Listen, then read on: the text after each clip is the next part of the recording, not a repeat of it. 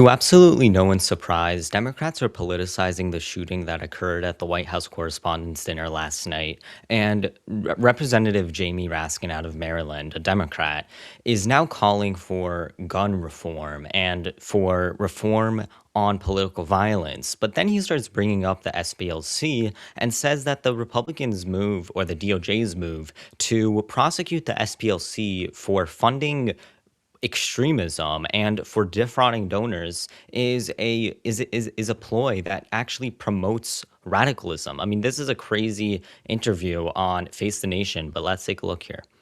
And we're back now with Maryland Democratic Congressman Jamie Raskin. Congressman, you were there last night. Yes, indeed. One of the guests in the ballroom. Unfortunately, this is not your first encounter with political violence. For many people in that room, the president, Steve Scalise, who survived a shooting himself, Charlie Kirk's widow was there, RFK Jr., as we mentioned, and you were at that Capitol on January the 6th, sheltering in fear for your life at that period of time. How did that influence what happened last night? What did you do? So I had just entered the room and I was talking to some reporters who approached me from the Boston Globe. Their table was right near the perimeter as I was entering the ballroom. Kerry Kennedy was their guest, and we were in conversation when there were three loud booms. I heard some screams, plates, glasses, silverware hitting the ground, and then everybody was yelling, "Get down." Somebody kind of pushed me from the back, and we all ended up on the floor. Mm-hmm. When it was over, Kerry, who of course lost her father to an assassin gunman, and her uncle, President Kennedy, she said, I can't believe that school children are dealing with this all across America. Oh my God, are you kidding me? And don't have the resources to Okay, this is the issue I have here. First off, you are bringing a politicized event, a event that was obviously from left-wing extremism, and you're bringing up school violence. You're bringing up school shootings. Look, school shootings are tragic and they're horrible when they happen, but don't get it twisted. I mean, you're more likely, like school shootings are extremely rare. And look, if you look at the points, you're more likely to get shot or stabbed down the street just walking down, I don't know, New York City, any street in New York City than you are to be in a school shooting.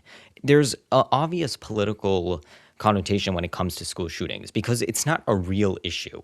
It's obviously bad when it happens and it is an issue, but it's not an issue as pressing as other gun violence issues, like, you know, gang members shooting or drive-bys happening. It's not as common as any of those situations in school shootings. So just bringing up school shootings is an obvious political ploy. It's obviously meant to, rally around gun violence. And again, it's using your emotion, and Democrats are using the emotion and the people's emotion really to imitate and to be able to manipulate their voters. They're using these events and saying that, oh, look at school shootings, for example. They're quote unquote so common, even though they're not, and they're trying to use your emotion to the best of you. Look, it's tragic when it happens, when school shootings happen, but just this is not an event you should politicize, definitely not against the right, and this is very obviously a politicization here that he's trying to make. School shootings are not as common as he's making it seem, and it's disgusting how he's making it, again, politicized.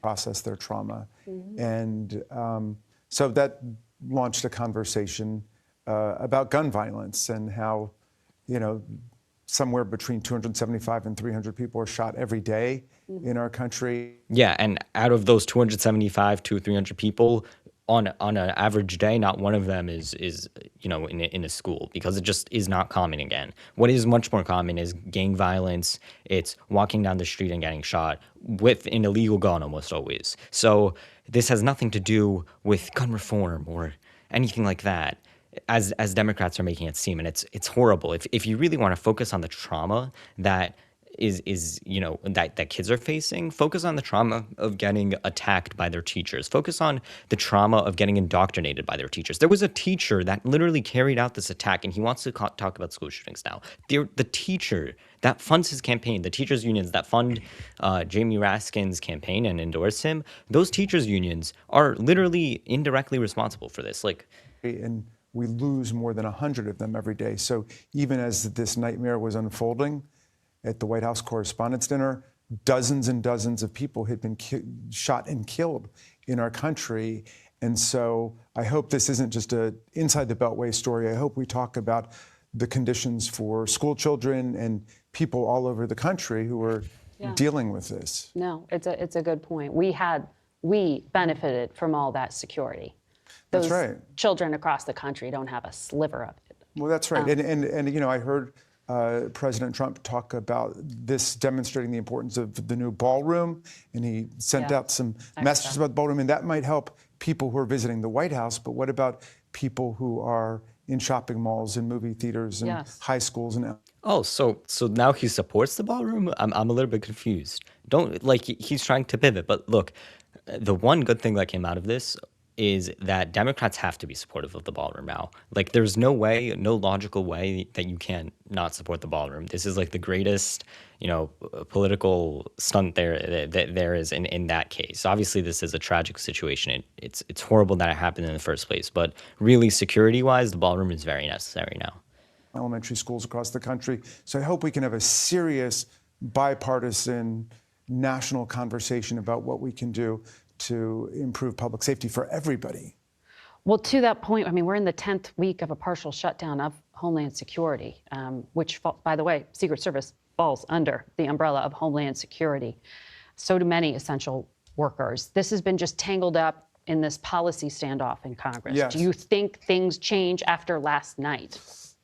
I certainly hope so. Of course, we had a unanimous vote out of the Senate, all the Republicans, all the Democrats, and then all the Democrats in the House vote to restore all of the funding except for ICE. And of course, it was about ICE killing innocent people in Minneapolis. Oh my God! Why Alex is he Purdy making and it Renee Good politicized? that led to this standoff over this. So I hope we can improve public safety for everybody. But it was in the House, and Republican leadership wasn't willing to do that. But do you think it changes now that Democrats and Republicans will say, let's fund everything fully? Again, we've got 3/4 of Congress all together on moving forward, resolving the remaining issues and getting everything funded. Fortunately, there's no interruption in any of ICE's funding because it was so super hyper funded originally. So that's why it's kind of a made up controversy because they have the money that they need.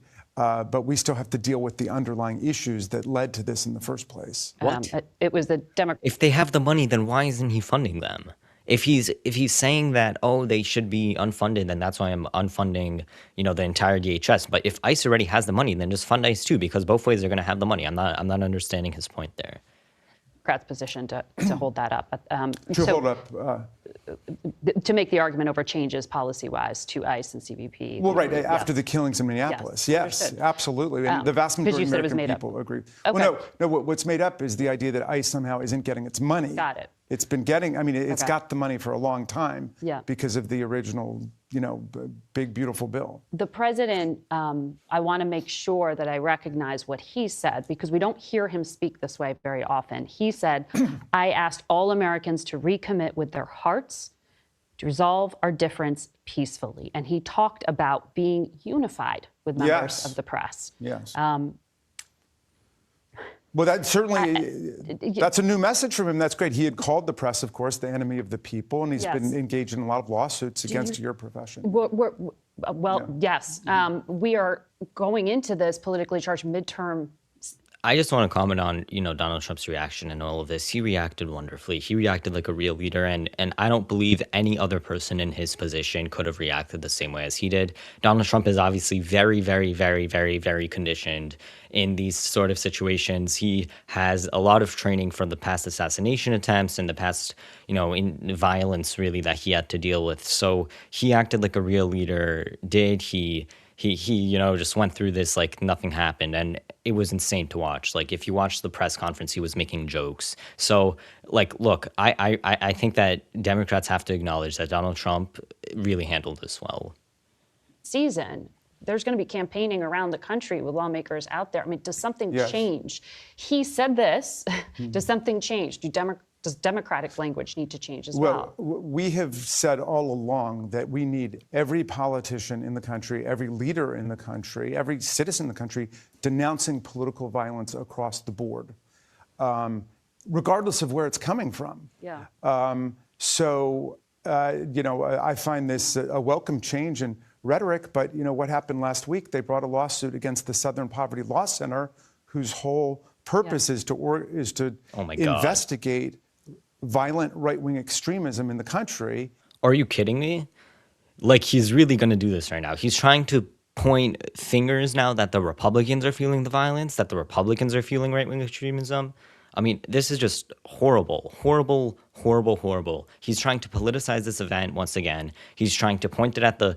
I mean, how can he defend the Southern Poverty Law Center? He probably didn't even read the indictment, because if you read the indictment, you would see just how bad what the Southern Poverty Law Center actually did. They funded members of the KKK. They funded members of different organizations, of the Unite the Right rally in Charlottesville, which, all the press criticized Donald Trump for. I don't even know, like, he didn't support it. Like, they just made up narratives against him. Like, how are you going to politicize this event now? And now they're prosecuting them for having used undercover agents, which undercover. the FBI uses and the government. The FBI uses undercover agents because it's the FBI. The SPLC doesn't use undercover agents. The SPLC just funded these organizations. I mean, it's like terrible. They deceive donors, and he's going to point fingers now at the Trump administration for, inciting this violence. Government uses all the time. Understood. And there is, across party lines, some political violence, Just way too much of it horrible, right now. And disgusting. actually, Speaker Emerita Pelosi on this program said to me recently that she thought the threat or the concern about violence or threats to your family is what is hurting recruitment of people to run for office, particularly mothers, particularly women. Are you seeing that people are afraid to even join public life because of this? Sure. Anybody who's thinking about running for office undoubtedly thinks about that. Anybody who's thinking about running for president undoubtedly thinks about that. And those people have the most protection with the Secret Service, and other people don't have the same kind of protection. So, look, we've got to rediscover the great American tradition of nonviolence, and Dr. King and the civilizing movements that have always opposed violence versus the violent groups that have used violence historically, beginning with the Ku Klux Klan, in order to terrorize other people. Like he can't understand that this was a left-wing radical that did this to target Trump administration officials. And he's now going to blame he always finds a way. Congressman Raskin, thank you for joining us, and we're glad you were able to do so. Just terrible. And we're back now. I really don't like when people politicize it like this. But guys, leave your thoughts down below. Please like this video. Please subscribe to the channel. And yeah, leave your thoughts on what you thought.